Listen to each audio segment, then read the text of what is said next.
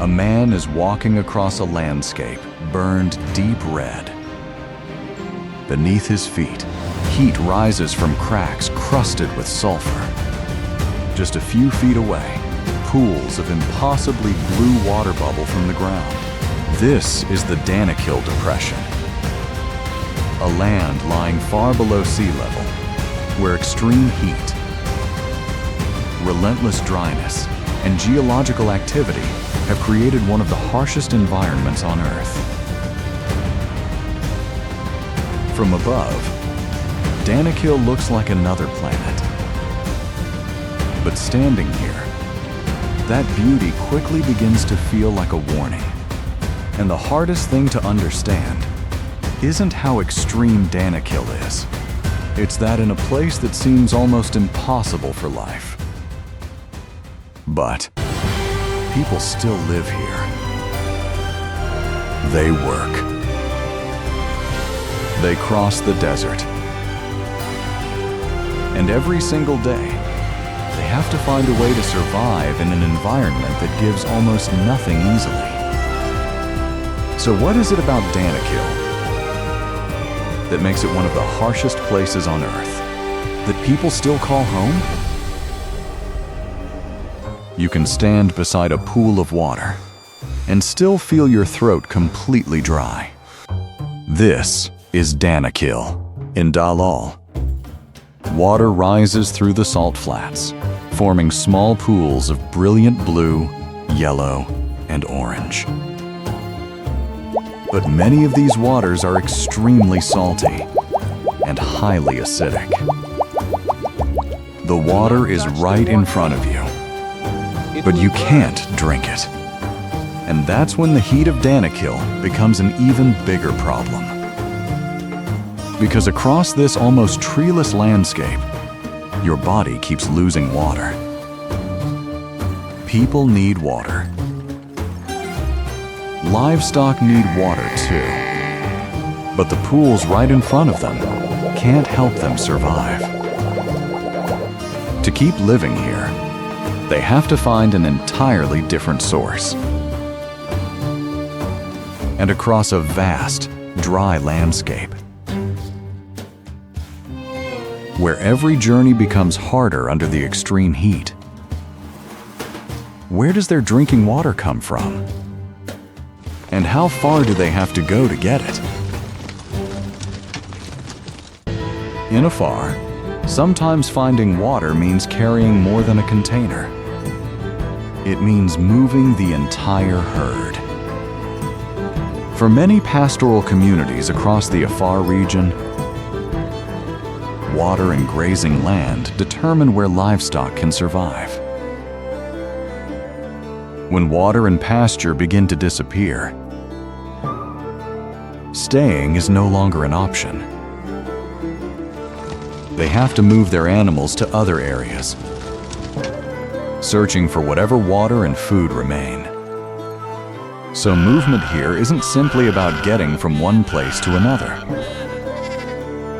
It is part of survival. They have to know where the next water source is, whether enough grazing land is still available, and how much farther the herd can keep moving. Because for many Afar families, livestock are food, wealth, and a major part of their livelihood. That makes even a small source of water in this dry landscape more important than ever. Because when the water changes, the route has to change. And when the route changes, the entire herd has to move with it. But moving dozens of animals across a place as hot and dry as Danakil creates another problem. Not every animal can handle that journey the same way.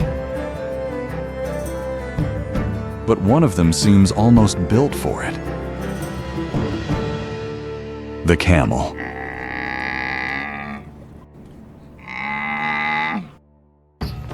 In Danakil, a single camel can represent a major part of a family's livelihood. It is transportation. It provides milk. And it is an important part of a family's wealth. And in a land so hot that the body is constantly losing water, camels have an advantage that few other animals possess. They can endure long periods without drinking, while also adjusting their body temperature to reduce the amount of water lost through cooling. So when other animals begin to struggle, the camel can keep moving. But every day, it provides something else that matters. Milk. Across many pastoral communities in Afar, camels are milked several times a day. Any extra milk can be sold, bringing additional income to pastoral families. So a single camel can provide transportation, food, and income at the same time. But its work does not end there. Every day, camel herds are led deeper into the Danakil Depression, to a place where people work directly on a blinding white surface, under heat with almost no shade. And what they carry out of that place is one of the most important resources found in this land: salt. To make a living in Danakil, they have to break apart the very ground beneath their feet.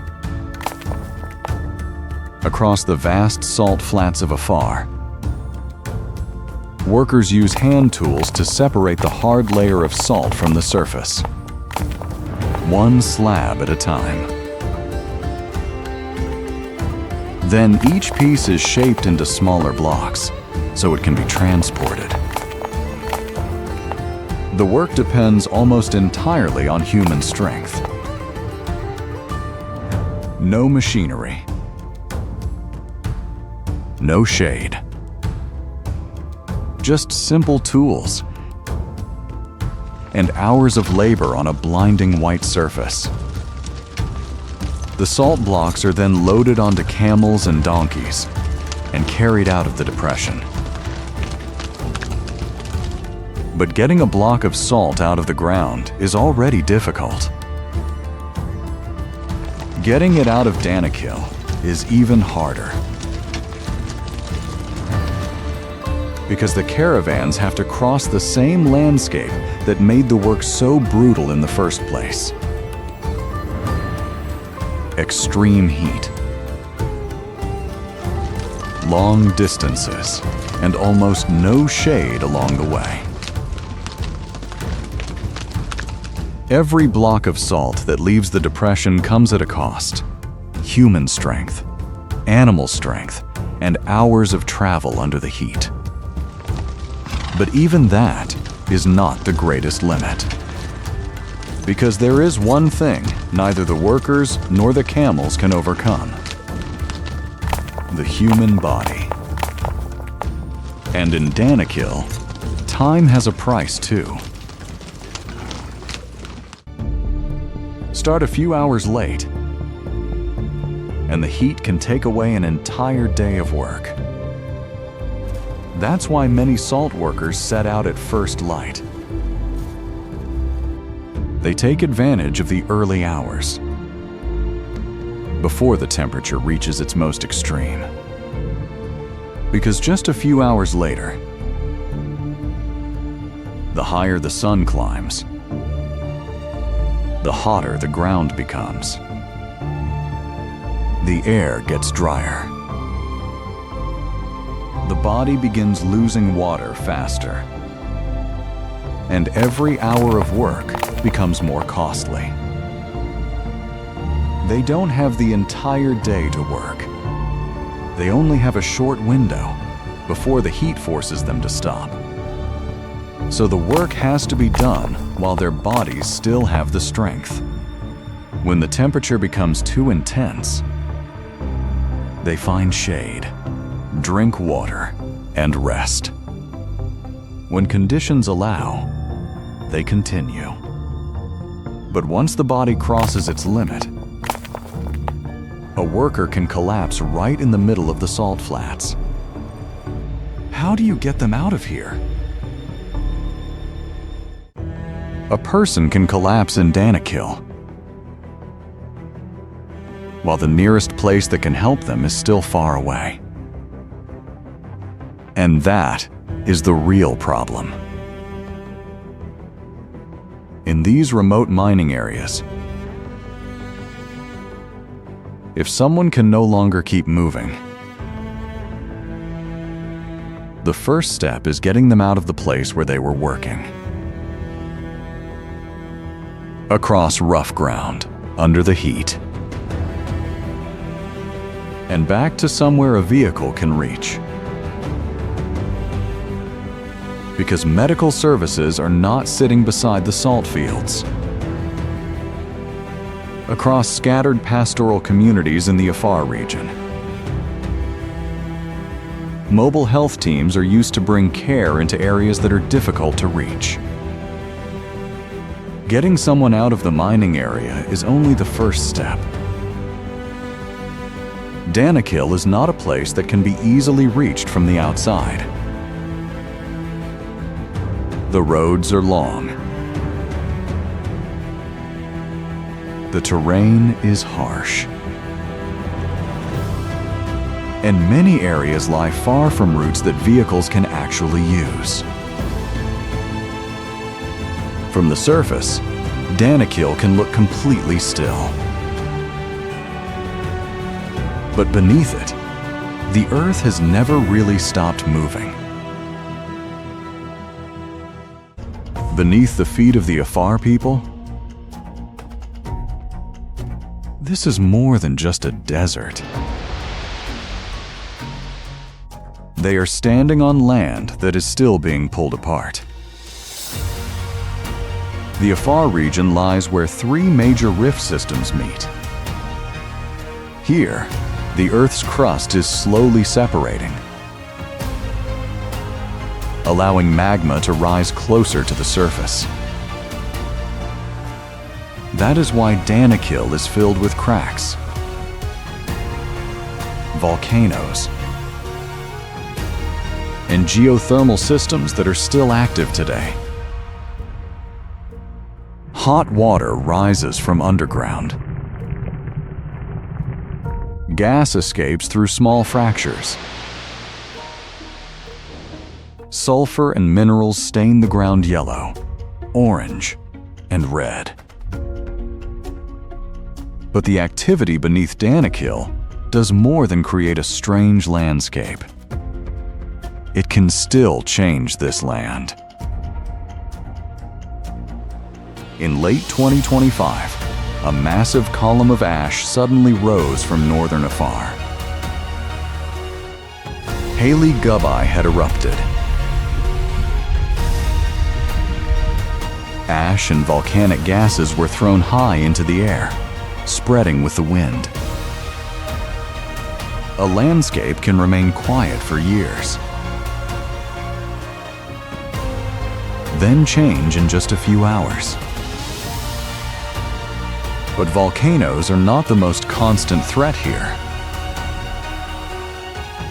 There is something else, far quieter. Water can disappear.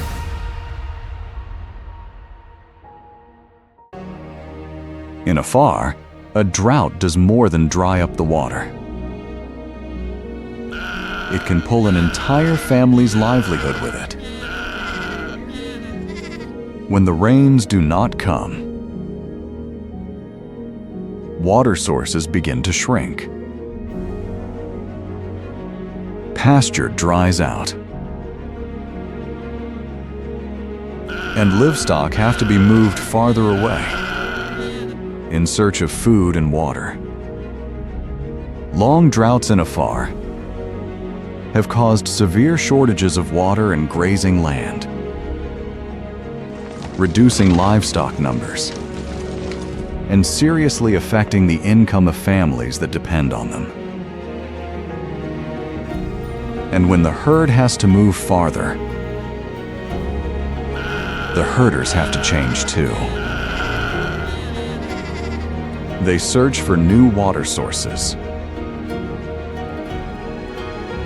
new grazing land, and they have to rethink where the entire family can stay. So drought does more than make a journey longer. It can force an entire family to change where they live and where they graze their animals. But that is only how they respond when water becomes scarce. If they want to stay here for the long term, they have to do more than that.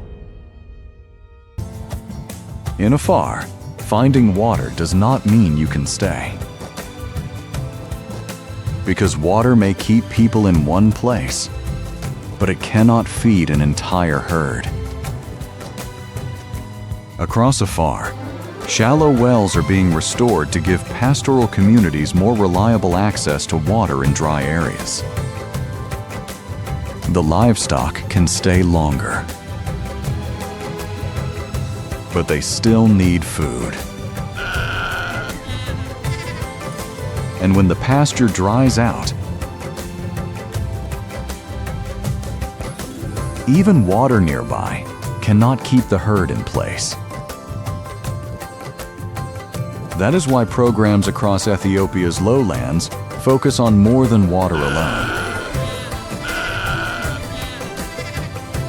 They also improve pasture management, strengthen the resilience of livestock, and create additional sources of income for pastoral communities. A restored well, a better managed grazing area, a source of income that does not depend entirely on livestock. Each change makes life a little less dependent on a single rainy season. But as people's needs begin to change, the way they move, work, and make a living begins to change with them. And that change is creating a very different Danakil. Hundreds of camels once moved in long lines across Danakil. Now, a single truck can do the work of an entire caravan. Camel caravans still carry salt across Danakil. But along part of the traditional route near Baral, trucks have gradually replaced caravan transport. That change does more than move goods faster. It changes how people reach work and how they reach the market.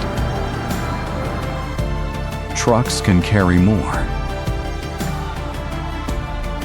Shipments can be moved out of the Depression faster. And places that were once difficult to reach are becoming more connected to the outside world. But for those trucks to keep moving, they need roads, fuel, repairs, and buyers at the end of the journey.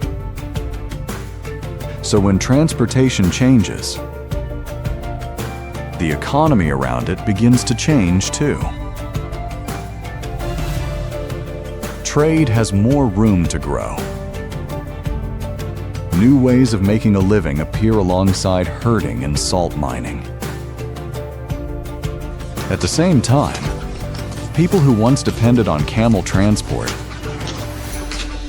have to adapt to a market that no longer works the way it used to.